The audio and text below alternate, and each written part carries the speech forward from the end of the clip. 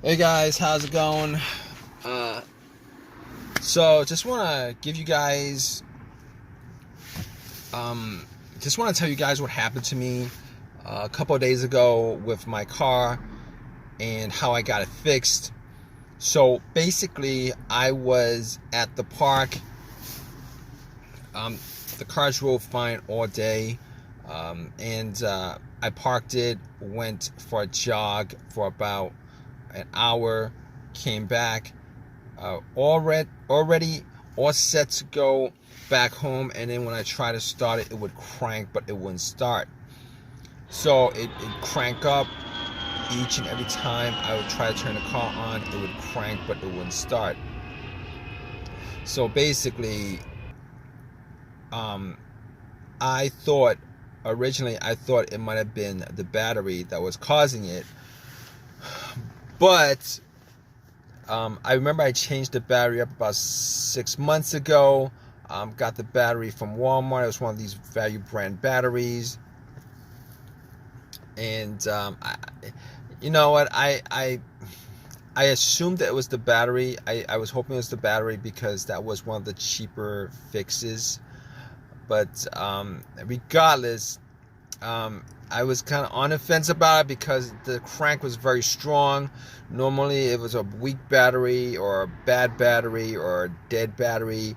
That would be a kind of like a slow crank, a low crank, a slow crank, or it wouldn't start off. So I was thinking, turn on the headlights, went out, checked up beams, the headlights to see whether they were strong or not, just to give me,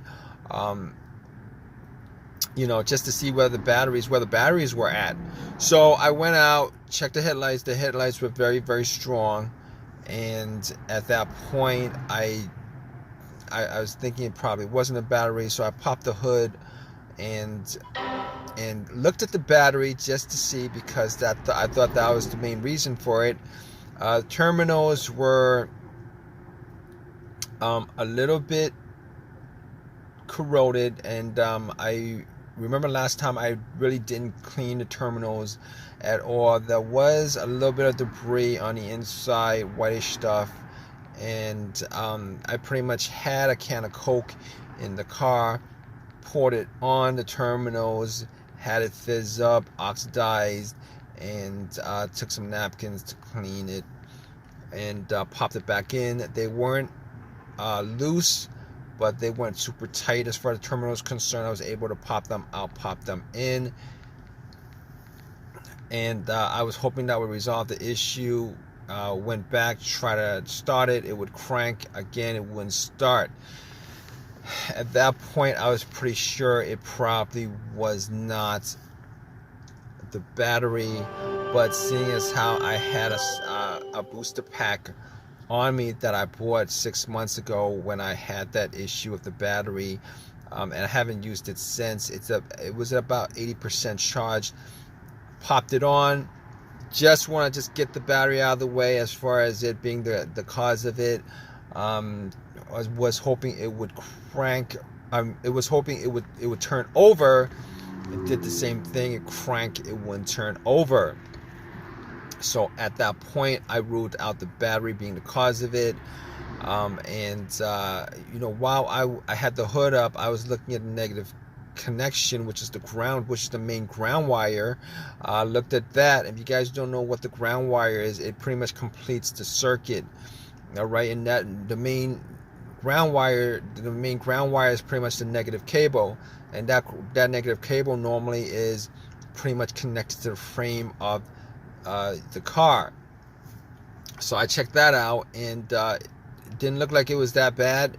Had some rust on it, but I didn't think it was that bad. Everything was connected well, and at that point, I pretty much ruled out the ground wire. I ruled out the battery. I ruled out the alternator, seeing as how I didn't think it was the alternator to begin with, because normally if it was a bad alternator, the car would have died out on the road while the engine was on. but that wasn't the case. But regardless, when I had the battery pack on, if it was the alternator, the car would start up and then it would die out immediately when I took the power pack off. But that's I'm going way off on that right now. I didn't think it was the alternator. Normally the alternator would not be causing some situation like this unless the battery was very, very low, and then you'd have a slow crank and all that stuff. But rule out the alternator. All right.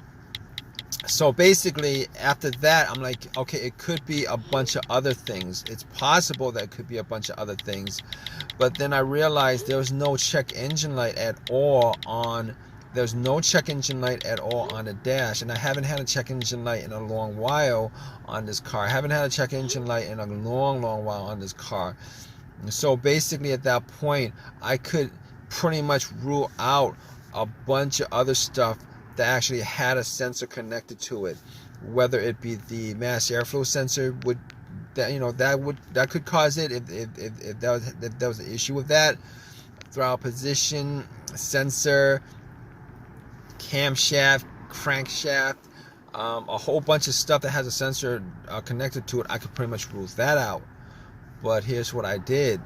I have a $20 OBD2 reader that I keep around in the car, and I've had it for a while. Okay, so in this situation, I was thinking, let's analyze this. Let's pretty much deduct what we need to deduct as far as causes of this, deductive reasoning as far as the causes of this. I'm like, there's a chance it might be the car's computer having issues for whatever reason. It's not connecting with the car itself. And I gotta rule that out. So I put the OBD2. And I know the OBD2 is normally not gonna tell me without a check engine light. Normally it's not gonna read anything. Well, it's gonna analyze everything and it's gonna put out readout, but it's not gonna tell you. Anyway, I put in the OBD2 and it scanned all the way through, gave me a readout. At that point, when it gave me a readout, I knew that there was no issues with any kind of communication issue with the car's ECU, the car's computer to the car itself, and obviously it came up with there's no codes whatsoever. Everything looked good. So just from doing that, I could rule out the car's computer being the issue. I could rule out any single sensor every single sensor that may that may be causing this. I could anything that had a sensor that could be causing it, that the OBD2 scanner could read. I could rule all those things out. So at that point, I was stuck with a couple of things.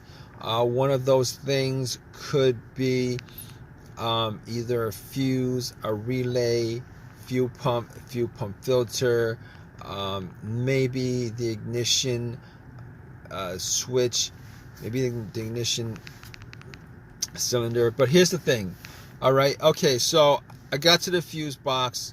Okay. We're going down the list of things to look for. I go down to I get to the fuse box and checked out all the fuses to make sure there were no blown fuse. I did not have a fuse tester on me, so I tried to smell to see whether there was any kind of smell, any kind of burnt fuse, burnt smell, whatever. There was nothing like that. So I could kind of rule all that out. Not that I mean, there's possible that there's a blown fuse and I wasn't able to spot it, but normally you would use a fuse tester for that. So basically, we're left with relays, and the fuel pump as major failures that could be causing this issue. So I was looking, before I even went there, I forgot to say that another test I did was. Originally, I thought it might be maybe a fuel pump issue or something like that. So what I did was I sat in my car, had the car all the way off, and what I was trying to do was I was trying to trying to hear the fuel pump going off, the fuel pump priming. All right, so normally the best way to do that is if you had another person right next to where the fuel cap is, you take the fuel cap off where you put gas in, and you would listen while somebody turns the car to the on position. Now, it was just me, so I sat in my car with everything off, turn it to the on position, try to hear, listen for some kind of whizzing sound, motorized whizzing sound, and see if I could pick anything up. I wasn't able to pick anything up either way, whether there was a sound or not. So at that point, couldn't figure out exactly whether it was the fuel pump that was the issue. So obviously got to the relays, and you know, didn't notice anything different with the relays. So I actually, you know, just to test out the relay to see whether the relay might have had issues or something like that, I actually swapped another relay for that relay. I swapped it, you know. So when I swapped it, got back in the car, turned on, boom. When you know it, it actually cranked. It turned over. So at that point, I could, you know, rule out everything else, because that was the issue that was keeping the car from turning over. At that point, I knew it was the relay. All right, if it didn't turn over, it might have been something else, probably the fuel pump or whatever. Could be, you know, probably the fuel pump. But anyway, just to tell you how I fixed it, you know, went to AutoZone, got another relay, swapped it out, and haven't had a crank no start issue since. It turns over just fine. And you know, ever since that happened a couple of days ago, car's been driving fine. It's been turning over fine. It's been cranking over fine. Had no issues with it. So if you guys are in this situation, you know, you guys want to know, try to figure out what's causing that situation, what you guys you know, just go down the list of what I went through on this video. As far as just eliminating stuff that could be causing it, there's a good chance that, you know, your problem could be caused by one of those, you know, one of those things.